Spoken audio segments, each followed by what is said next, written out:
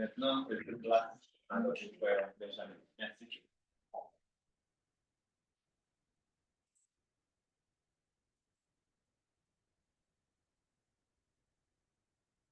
Alors, bon matin à tous. Nous sommes ici réunis pour étudier ensemble la parole de notre Dieu. Alors, le thème, le sujet de l'étude de ce matin est l'humilité dans l'Église, dans la vie des chrétiens et dans la vie de Jésus-Christ. Pour commencer, je vais demander soit à un frère ou une sœur de lire pour nous dans l'Évangile de Luc, le chapitre 14, verset 8 jusqu'au verset 11. Alors, Luc 14, verset 8 au verset 11 pour commencer, s'il vous plaît.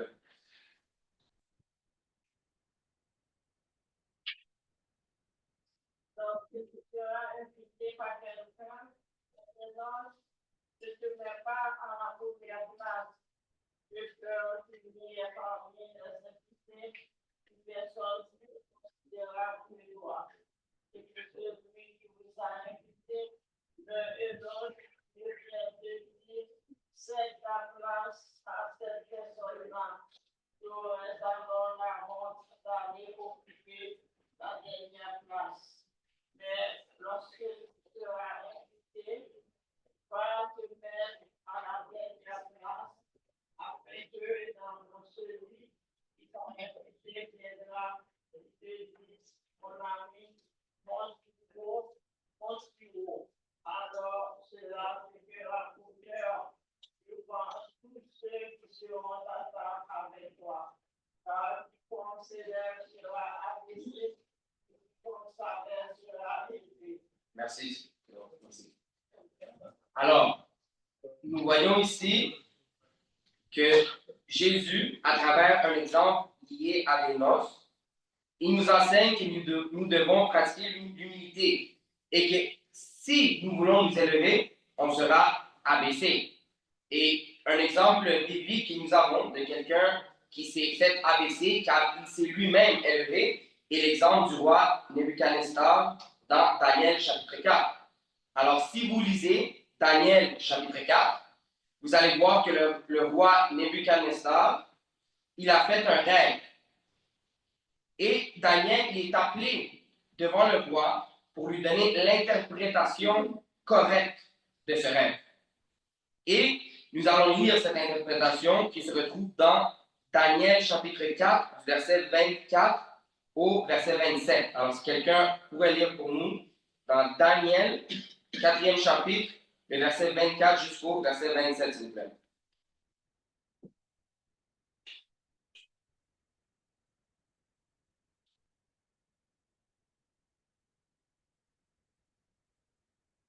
Voici l'explication au roi, voici le décret du Très-Haut. S'accomplira sur mon Seigneur le roi. On te chassera du milieu des hommes, tu auras de demeures avec les bêtes, des champs, et on te donnera comme au beurre de l'herbe à manger. Tu seras trempé de la rosée du ciel, et 7 ans passeront sur toi, jusqu'à ce que tu saches que le Très-Haut domine sur les règnes des hommes et qu'il les donne à qui il lui plaît.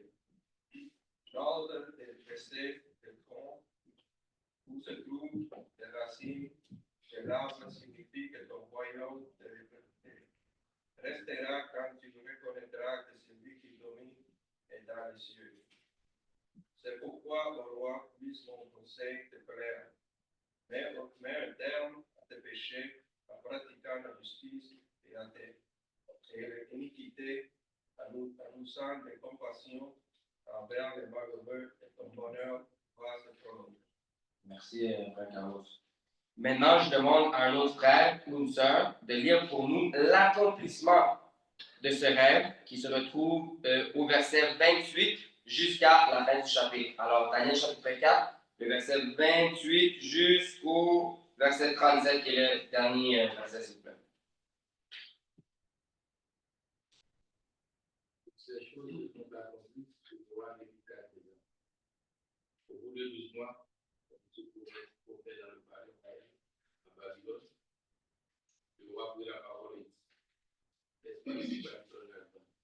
Je suis pas comme résidence royale par la puissance de ma force. C'est pour la gloire de ma magnificence. La parole qui est encore de la bouche du roi, une voix descendue du ciel, apprend Nebuchadnezzar. Pouvoir d'élever le royaume. On te chassera du milieu des hommes, sera ta demeure avec les bêtes des champs, tu donneras comme au bœuf de l'herbe à manger. Et sept ans passeront sur toi jusqu'à ce que tu saches que le Très-Haut domine sur le règne des hommes et qu'il le donne à qui il lui plaît.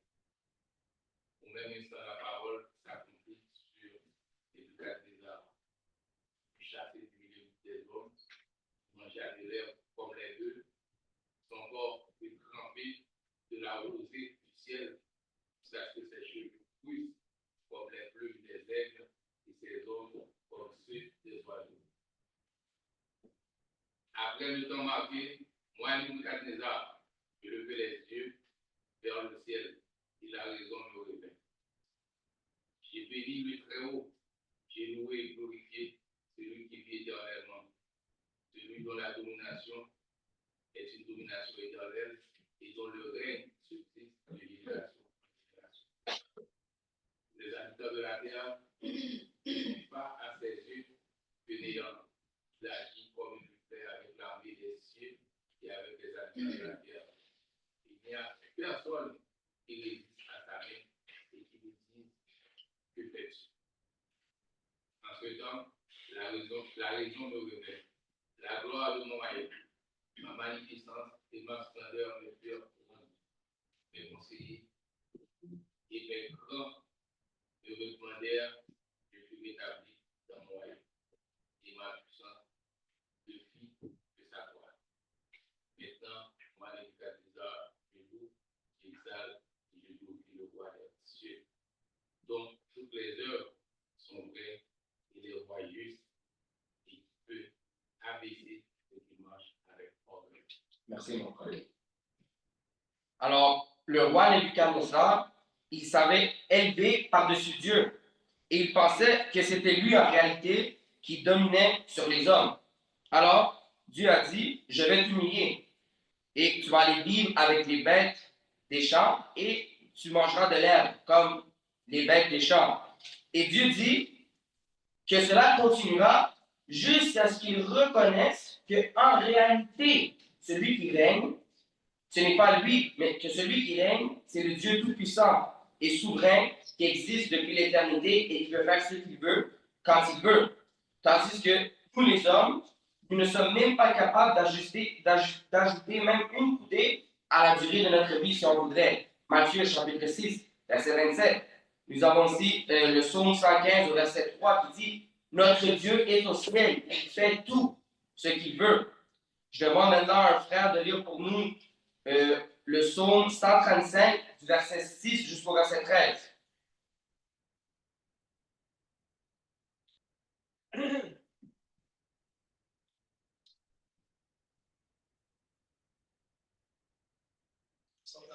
Verset 6. Jusqu'au verset 13, s'il vous plaît. Ce que l'Éternel veut, il le fait, dans les cieux et sur la terre, dans les mers et dans tous les abîmes. Il fait monter les nuages des extrémités de la terre. Il produit les rivières de la pluie. Il tire le vent de ses trésors. Il frappa les premiers-nés de l'Égypte, depuis les hommes jusqu'aux années. Il envoya des signes et des miracles pour guider le roi d'Égypte contre Pharaon et contre tous ses serviteurs. Il frappa des nations nombreuses et tua des rois puissants. Sion, roi des Amoréens, Og, roi du Bazan, et tous les rois des Canaan. Et il donna leur pays en héritage à Israël son peuple. Éternel, ton nom subsistera toujours. Éternel, ta mémoire dure de génération en génération. Car l'Éternel jugera ton peuple et il aura pitié de ses serviteurs. Merci, Frère Rose. Alors, ici, nous voyons une image qui nous démontre, encore une fois, que Dieu fait ce qu'il veut, quand il veut, avec qui il veut. Et nous pouvons continuer. Proverbe 19, verset 21, je le lis pour vous. Il y a dans le cœur de l'homme beaucoup de projets, mais c'est le dessein de l'Éternel qui s'accomplit. Cela me fait penser à ce que Jacques dit dans Jacques chapitre 4. Alors, je demande à quelqu'un de lire pour nous dans Jacques chapitre 4, le verset 13 jusqu'au verset 15, s'il vous plaît. Alors, Jacques 4, verset 13 à verset 15.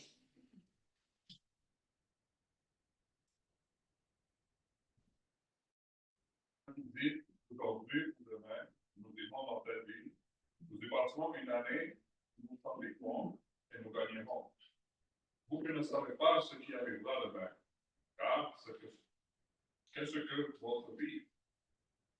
Vous êtes une vapeur qui paraît pour un peu de temps et qui ensuite disparaît.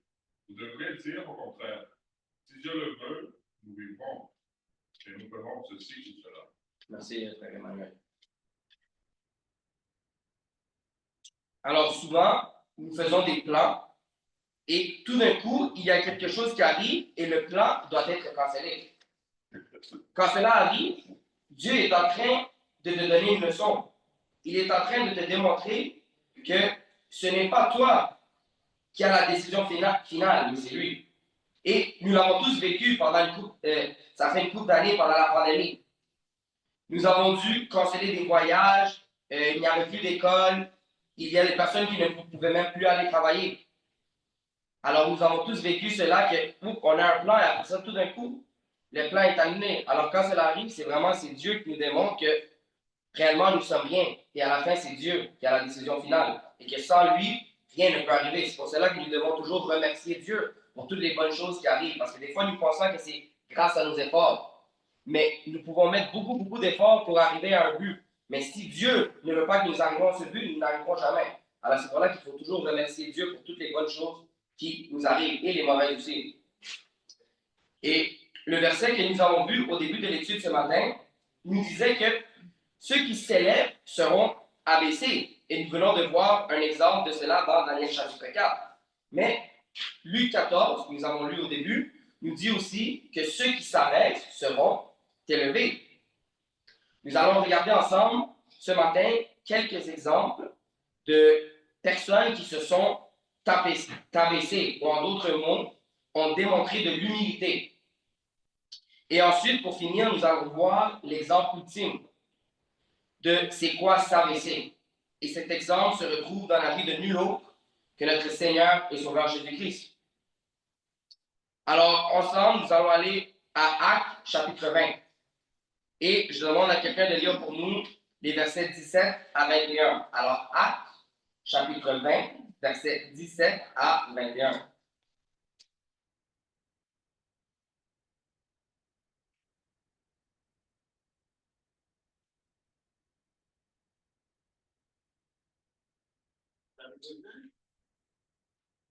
« 17 à 21. Actes, chapitre 20.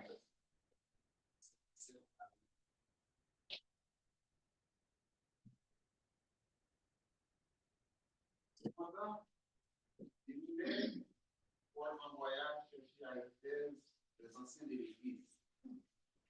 Lorsqu'ils furent arrivés auprès de lui, il leur dit, vous savez comment je suis tout le temps conduit avec vous depuis le premier jour où j'ai mis les pieds en Asie. J'ai servi le Seigneur en toute humilité avec l'âme et au milieu des épreuves que me suscitaient le complot des Juifs. Sans rien dissimuler, je vous annonçais et vous enseignais publiquement dans les maisons tout ce que vous était utile. En proclamant aux Juifs et aux Grecs la repentance envers Dieu et la foi en notre Seigneur Jésus. Merci, Frère Carlo. Alors ici, nous voyons que, ici, il dit, servant le Seigneur en toute humilité. Alors je demande à l'Assemblée, pour vous, qu'est-ce que cela veut dire, servir le Seigneur en toute humilité? Pour vous, ça serait quoi, servir le Seigneur en toute humilité? Oui, bravo. Bon, à mon avis, je pense que chrétiens devons déplacer dans nos zones de confort pour s'abaisser, pour être humble devant Dieu, pour vivre en tant que serviteur. C'est ce que je pensais. Parce que c'est Jésus a déclaré que ceux qui veulent le suivre doivent renoncer à lui-même et chaque sa foi pour le suivre. Alors, s'il y a d'autres commentaires, on continue. OK. Alors, un exemple que nous pouvons regarder de c'est quoi l'humilité est l'exemple de Marie. Alors, je vais demander à quelqu'un de lire pour nous dans Luc chapitre 1, au verset 26. Je sais le verset, dans Luc chapitre 1. On va lire du verset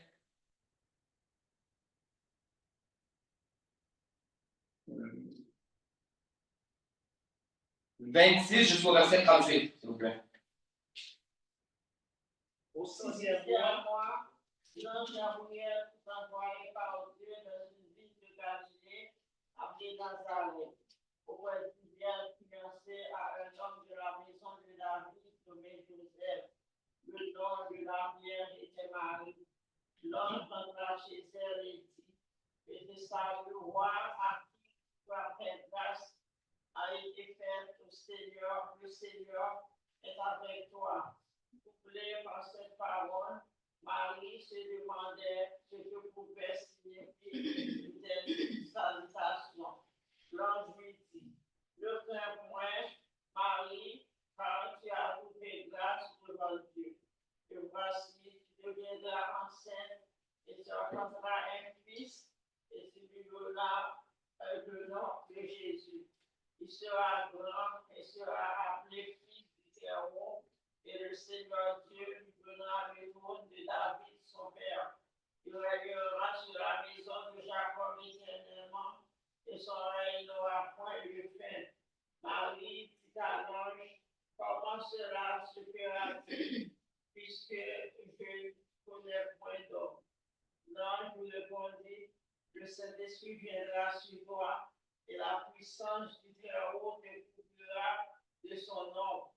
C'est pourquoi le Saint-Enfant qui naîtra de toi sera appelé Fils de Dieu. Voici Élisabeth, sa parole, a conçu, elle aussi, un fils en sa vieillesse, et celle qui était appelée stérile est dans son 6e mois, car rien n'est impossible à Dieu. Marie dit, je suis la servante du Seigneur, qu'il me soit fait selon ta parole, et l'ange qui la quitta. Merci, ma soeur. Alors ici, Marie se fait dire par l'ange Gabriel qu'elle va porter dans son ventre un bébé. Mais pas n'importe quel bébé, pas n'importe quel enfant, mais Jésus-Christ, Dieu fait chair, et que c'est elle qui aura l'honneur de l'accoucher. Alors Marie aurait pu avoir une attitude d'orgueil face à cette nouvelle. Elle aurait pu se dire qu'elle est par-dessus tout le monde. Mais écoutez sa réponse au verset 38, je vais le relire encore une fois. Marie dit, je suis la servante du Seigneur, qu'il me soit fait selon ta parole.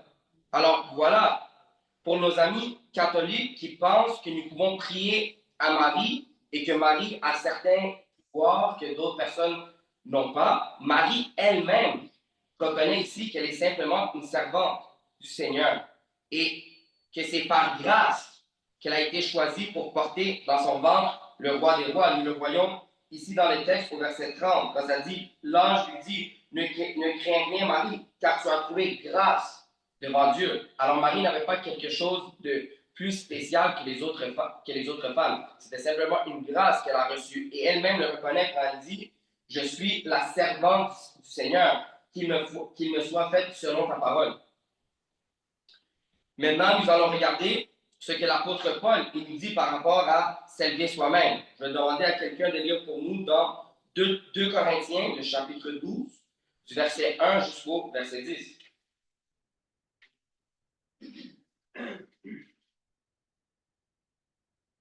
2 Corinthiens, chapitre 12, les 10 premiers versets. pour ce qui concerne les dons spirituels, je ne veux pas, frère, que vous soyez dans l'ignorance. Vous savez que lorsque vous étiez païens, vous vous laissiez entraîner vers les idoles muettes. C'est lorsque... Est-ce que c'est bien le chapitre 12? Oh, c'est 12. 2 Corinthiens. 2 Corinthiens, demande 2 Corinthiens 12, 1 à 10.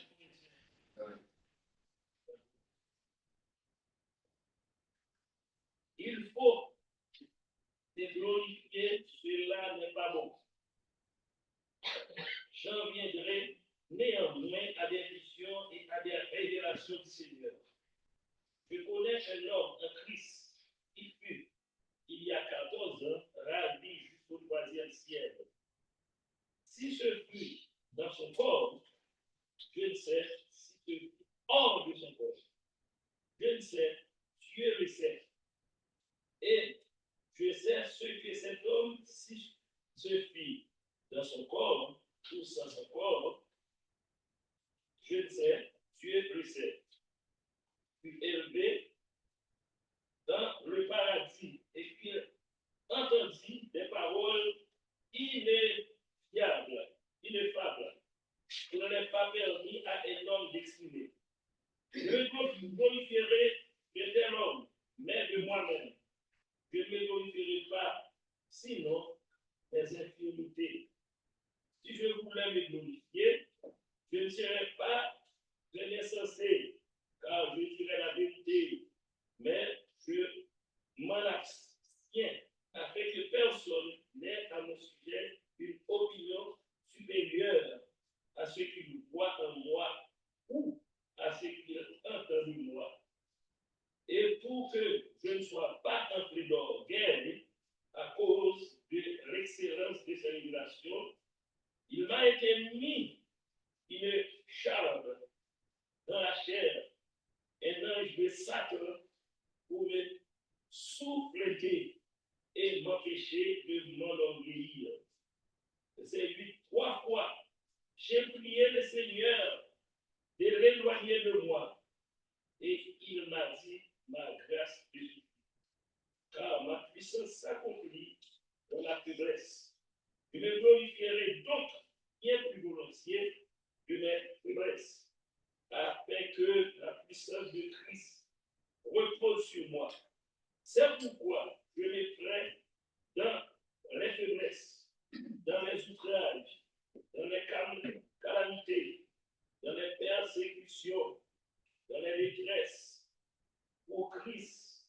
Car quand je suis faible, c'est alors que je suis fort. Merci, frère Beauvoir. Alors, la première chose que j'aimerais souligner dans ce texte, c'est le verset 6, quand Paul dit « Si je voulais me glorifier, je ne serais pas un insensé, car je dirais la vérité. » Alors, Paul, ce qu'il est en train de dire ici, c'est « Moi, je suis un apôtre du Seigneur, je reçois des révélations du Seigneur, j'ai certains dons, j'ai le don de guérison, je fais des miracles devant vous. » Alors, s'il y a quelqu'un qui pourrait s'élever, ça serait moi. Mais, il dit, je ne le fais pas.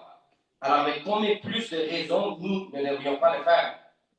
Maintenant, un autre point que j'aimerais souligner, c'est quand il parle ici de l'écharpe dans sa chair. Alors, il dit, il m'a été mis une écharpe dans la chair, un ange de Satan, pour me souffleter et m'empêcher de m'enorgueillir. Il dit que 3 fois, il a prié le Seigneur d'éloigner cela de lui.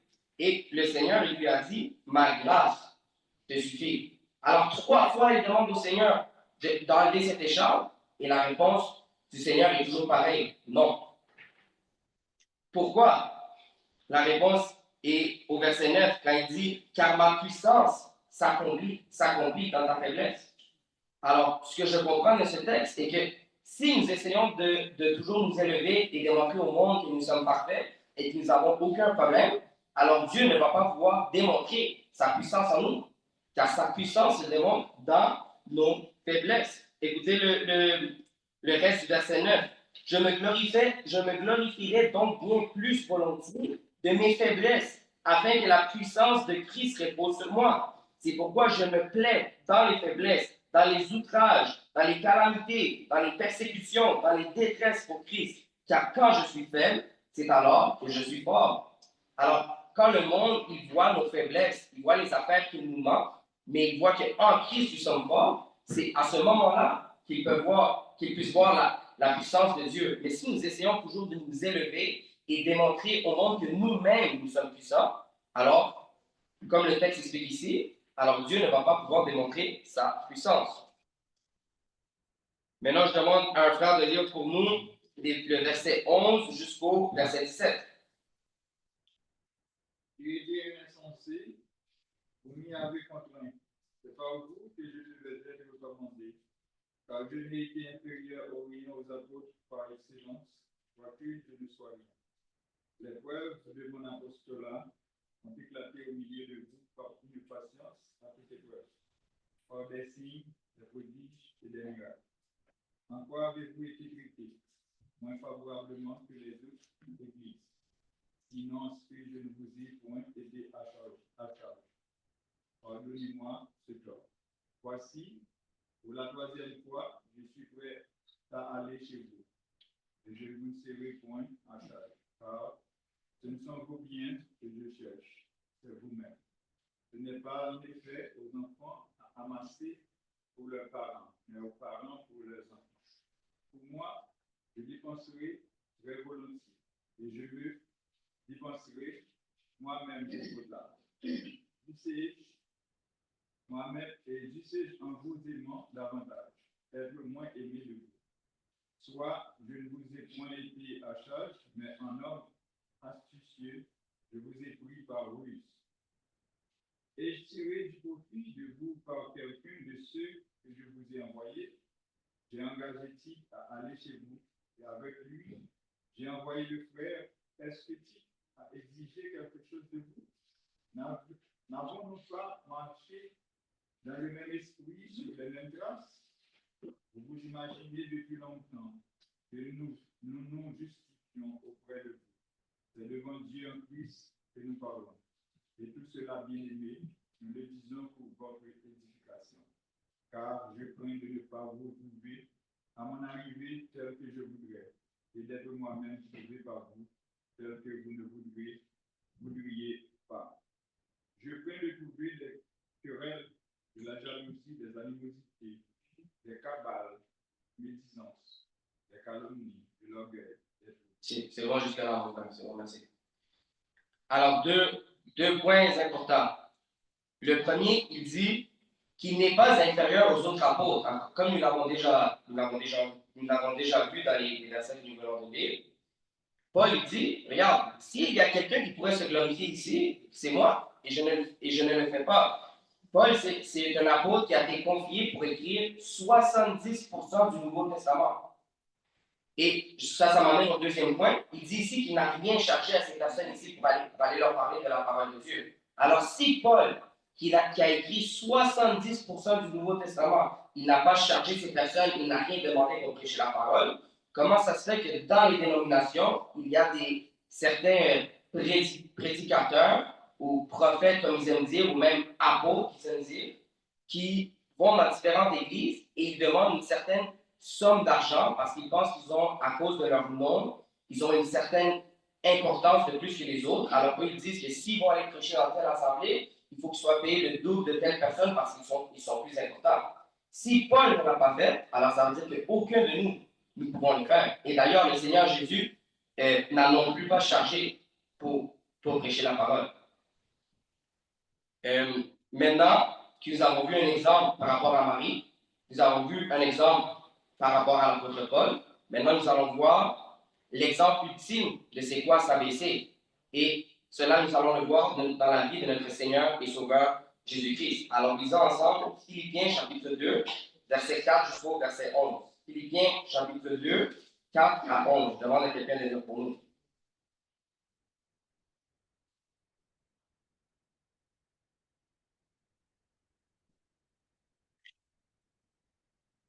Que chacun de vous, au lieu de considérer ses propres intérêts, considère aussi ceux des autres. Ayez en vous le sentiment qui était en Jésus-Christ, lequel, existant en forme de Dieu, n'a point regardé comme une proie à arracher d'être égal avec Dieu.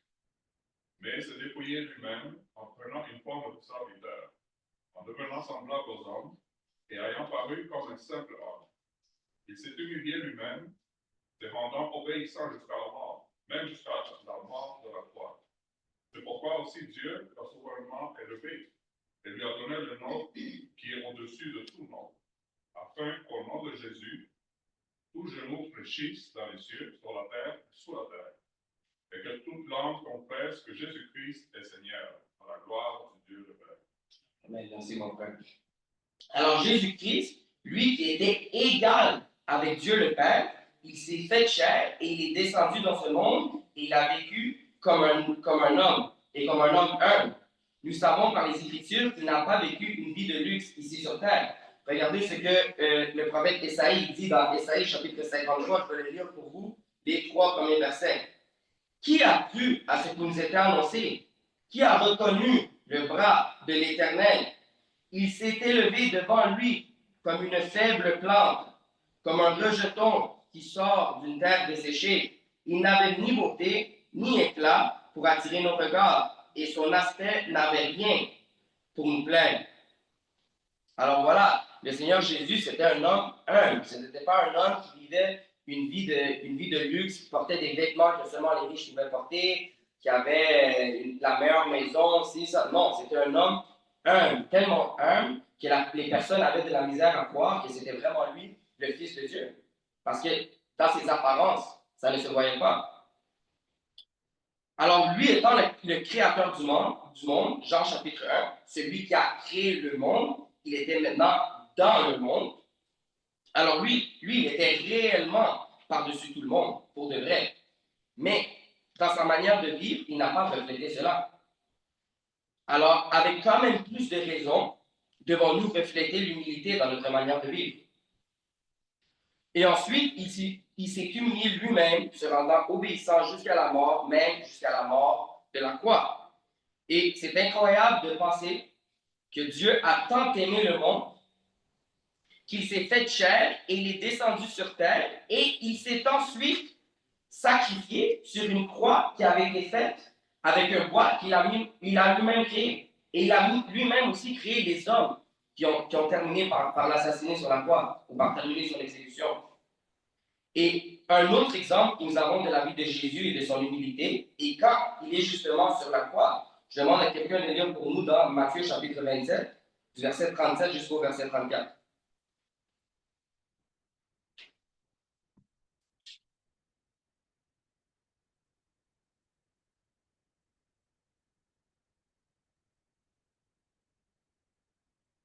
Alors, Matthieu 27, 37 à 44.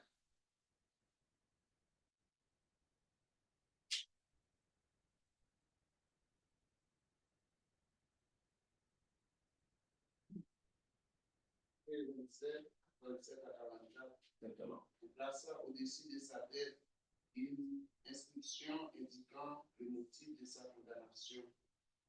Celui-ci est Jésus, le roi des Juifs. Oui. 37, c'est 37 à 44. Matthieu 27. Matthieu 27, 37 à 44. Oui, c'est ça. C'est ça, vous l'avez. Verset 38. Avec lui fut alors crucifié des brigands, l'un à droite, l'autre à gauche. Les passants blasphémèrent contre lui et secouaient la tête en disant: toi qui détruis les temples et qui les rebâtis en 3 jours, sauve-toi toi-même. Si tu es le Fils de Dieu, descends de la croix. Les principaux sacrificateurs, avec les scribes et les anciens, se moquaient aussi de lui et disaient: il a sauvé les autres et il ne peut se sauver lui-même. Il est roi d'Israël, il descend de la croix et nous croirons en lui. Il s'est confié en Dieu, que Dieu les délivre maintenant s'il l'aime.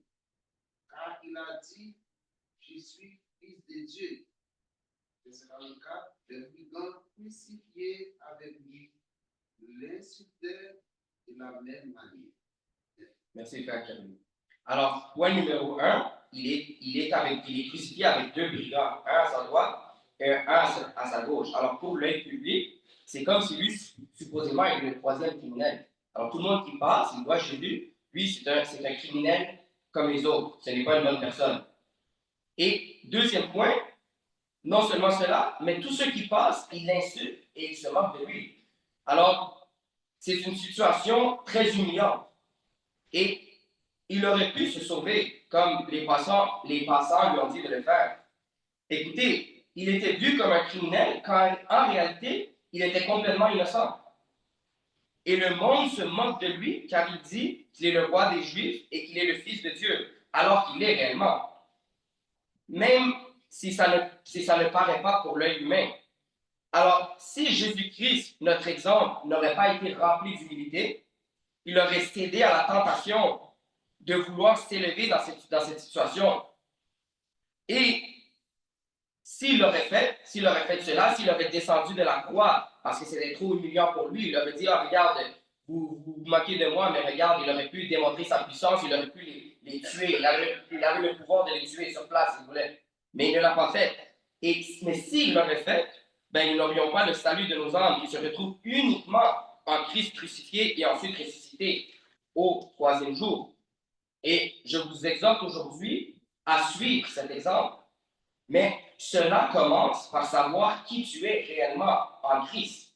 Quand tu sais que tu fais partie d'une race élue, un sacerdoce royal, une nation sainte, un peuple acquis, afin que vous annonциez des vertus de celui qui vous a appelé des ténèbres à son admirable lumière, vous qui autrefois n'étiez pas un peuple et qui maintenant êtes le peuple de Dieu, vous qui n'aviez pas obtenu miséricorde et qui maintenant avez obtenu miséricorde, 1 Pierre chapitre 2, versets 9 et 10, quand tu comprends cela, tu laisseras la gloire de ce monde et tu annonceras Christ crucifié et ressuscité, peu importe ce que le monde pense de toi. Parce que même si le monde peut penser des mauvaises choses de toi, tu sais ce que le roi des rois il pense de toi. Proverbe 27, verset 2, nous donne une bonne exhortation de comment être humble. Alors, je demande à quelqu'un de lire pour nous dans Proverbe chapitre 27, verset 2, qui nous donne un exemple un petit peu plus pratique.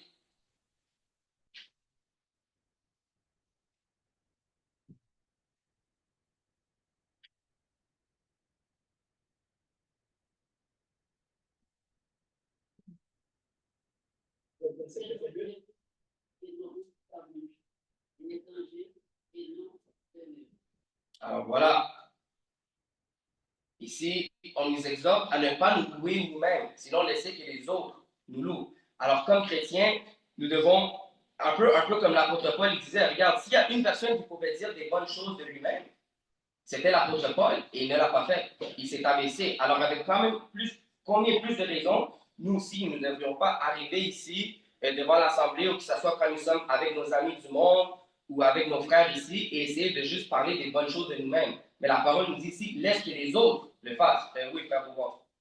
Le passage fait que si ça baisse, c'est que ça baisse les lèvres. Oui. Est-ce que c'est pas de notre coup sur la terre ou bien au dernier jour? Moi, je pense, il faudrait faire peut-être une étude plus profonde, mais moi, je pense qu'il y a pour certaines personnes que ça sera ici sur terre, mais il y a pour certaines personnes que ça sera là-haut dans les cieux, parce que si nous regardons les exemples des apôtres qui ont été tués, ils ont été tués pour leur foi, pour avoir communiqué leur foi, pour avoir prêché l'Évangile, mais ces personnes n'ont pas été élevées sur terre, ils sont morts des morts humiliantes, mais il y a aussi, il y aurait, exemple, comme vous allez voir l'exemple de Jésus-Christ, lui, il a été élevé avant, on peut dire avant d'arriver aux cieux quand il était ressuscité. Alors, je pense que ça dépend de la personne. C'est pareil avec la guérison. Alors, tous les chrétiens qui vont aller au ciel, ils vont être guéris de leur maladie. Pour certains, ça sera ici, sur terre, mais pour d'autres, ça sera quand ils reçoivent un nouveau corps là-haut dans les cieux. Oui, pour ça. Là-haut, il n'y aura pas de la maladie parce que ce corps-là va rester ici. Exactement. Donc, on va monter avec un autre corps. Un autre corps, c'est ça. Il n'y aura pas de maladie. Non. Il y a Apocalypse, il n'y aura pas de maladie. Non, il n'y en aura pas. Et c'est pour ça que je dis, alors il y a certaines personnes qui vont être guéries. Si Dieu peut faire un miracle, il peut te guérir. Mais il y a d'autres personnes que même s'ils sont fidèles à Dieu, ils ne seront pas guéris ici-bas. Quand ils auront leur nouveau corps, ben là, ils n'auront plus de maladie. Oui. Alors, je pose cette question parce que lorsqu'on voit des dirigeants, des prédicateurs qui vivent souvent, ils parlent comme si très élevés, ils font ce qu'ils veulent, et puis tout le monde accepte ça comme ça. C'est pour cela que je pose cette question. Est-ce que cette personne-là, est-ce qu'elle est élevée ou bien elle s'abaisse? Est-ce qu'elle est élevée ou bien elle s'abaisse? Ben, je vois cette personne-là, à la fin, ces prédicateurs-là, ils seront abaissés. C'est pour cela que je pense que c'est cela au dernier jour. Ça se peut, mais comme nous avons vu l'exemple de Nebuchadnezzar, c'est ici sur terre. Oui, frère Frédéric. Oui, vas-y. L'humilité, c'est ici-bas. Jésus s'est abaissé ici, sur la terre. Et Dieu l'a souverainement élevé. Maintenant, il a les noms au-dessus de tous les noms. Nous sommes dans ces corps-là, nous devons nous abaisser ici. Amen. C'est pas qu'on va... C'est ici qu'on doit s'abaisser. Et Dieu ne va pas nous élever ici, là. Il va nous récompenser moi-même. Les gens qui disent Dieu m'a élevé, c'est une aberration. Il n'y a pas quelqu'un que Dieu va élever dans le sens qu'il va dominer les autres ici-bas sur la terre. Non, ça, je suis d'accord. Mais pour revenir à ces prédicateurs-là, un jour, ils seront abaissés. Ça, c'est sûr. Ça, c'est 100% sûr. Ils seront abaissés un jour. Pour terminer maintenant, nous allons lire. On va retourner. On était. OK. Alors, Jésus, il est mort pour nous d'une manière humiliante en public, comme nous venons de voir. Alors maintenant, nous ne sommes pas appelés à vivre notre vie chrétienne en secret. Si lui, il est mort pour nous en public, alors ça ne doit pas être un secret que nous servons le Seigneur Jésus-Christ. Maintenant, nous parlons de Christ crucifié, mais il y a aussi Christ ressuscité. Et rappelez-vous de ce que nous avons vu ce matin, comme le frère Beauvoir vient de mentionner, ceux qui s'élèvent seront abaissés, mais ceux qui s'abaissent seront élevés. Alors, nous pouvons dire que Jésus crucifié, c'est Jésus qui s'abaisse. Mais Jésus ressuscité, c'est Jésus élevé. Alors, nous allons finir par lire, encore une fois, dans Philippiens. On va juste relire, je vais vous donner les versets. Philippiens, ça va être Philippiens chapitre 2 encore.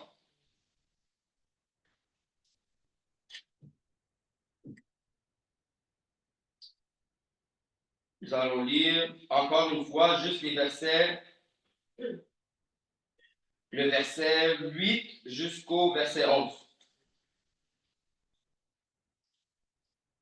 Il s'est humilié lui-même, devenant obéissant jusqu'à la mort, même jusqu'à la mort de la croix.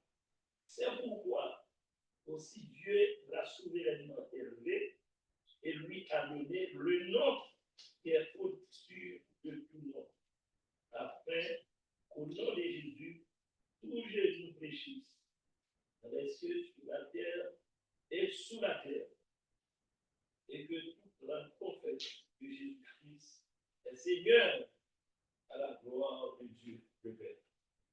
Alors voilà l'exemple ultime de c'est quoi Dieu qui élève Jésus à cause qu'il s'est humilié. Alors ça dit, il s'est humilié lui-même. C'est pourquoi aussi Dieu l'a souverainement élevé et lui a donné le nom qui est au-dessus tout autre nom. Et nous, peu importe ce que nous vivons ici sur terre, si nous restons fidèles jusqu'à la fin, un jour nous allons recevoir la couronne de gloire quand nous arrivons là-haut au dernier jour. Alors, est-ce qu'il y a des commentaires ou des questions? Il nous reste à peu près 5 minutes. Pour concernant le passage que nous allons lire, Philippiens 2, 2, oui. verset 10. Lorsqu'il parle de tout Jésus doit fléchir devant le Seigneur, il parle de Jésus qui sont sous la terre. Oui. Et est-ce que tu as cette idée physique ou spirituelle? Parce que je pense qu'il y a parlé de Jésus sous la terre. J'ai entendu plusieurs interprétations de ce texte. Moi, celle que je connais, peut-être quelqu'un d'autre a une autre opinion, mais moi, ce que je comprends, c'est qu'au dernier jour, quand Jésus revient, même les personnes qui n'ont pas cru en lui, ils vont reconnaître sa gloire, ils vont devoir se mettre à genoux et ils vont reconnaître qu'il est Dieu. Oui, frère, oui, ça c'est. C'est pour montrer l'étendue de la puissance de Dieu. Où est-ce qu'il domine? Il n'y a aucun endroit de l'univers où Jésus ne fait pas autorité. quel que soit l'endroit où vous vous trouvez, sur toutes les planètes existantes, donc Jésus, sa puissance est au-dessus de tout. Donc, parler de, il n'y a personne de vie sur la terre, mais c'est une façon de dire que le commencement de l'existence, la fin de l'existence, en haut comme en bas, au nord comme au sud, Jésus a sauvé. Donc c'est sa puissance, c'est son autorité. Donc c'est pas qu'il y a des gens qui vivent dans ces espaces-là, mais partout où Jésus est. On a des témoignages que des gens qui ont visité le monde invisible et qui ont expliqué comment les esprits méchants s'agenouillent devant Jésus. Donc pour moi, c'est sa puissance au-delà de tout ce qu'on peut voir et même au-delà de ce qu'on voit. Amen. Je pense que quand ça dit que tout genou vont fléchir devant lui, mais quand tu parlais tantôt des prédicateurs qui célèbrent eux-mêmes, ben à ce journée-là, il va falloir qu'ils tous que leurs genoux fléchissent devant Jésus, il va falloir qu'ils soient abaissés. Alors, est-ce qu'il y a d'autres commentaires ou d'autres questions? Sinon, nous allons passer à la prière. Alors, prions. Nous te remercions, grand Dieu, car c'est toi qui nous as permis de venir à ce lieu ce matin pour étudier ta parole. Te demandons, Seigneur, pour chaque frère, pour chaque sœur qui sont encore en chemin, Seigneur, que tu sois avec eux, que qu'ils puissent arriver sains et saufs pour louer ton nom avec nous, Seigneur. Nous te demandons, Seigneur, que tu continues à mettre à l'intérieur de nous le désir d'étudier ta parole, Seigneur, et qu'à chaque fois que nous l'étudions, que ce soit toi qui guide l'étude et que ce soit toi-même qui nous enseigne, Seigneur, pour pas qu'ils ne tombions dans l'erreur. Et tout cela, nous te le demandons au nom de ton Fils Jésus-Christ. Amen.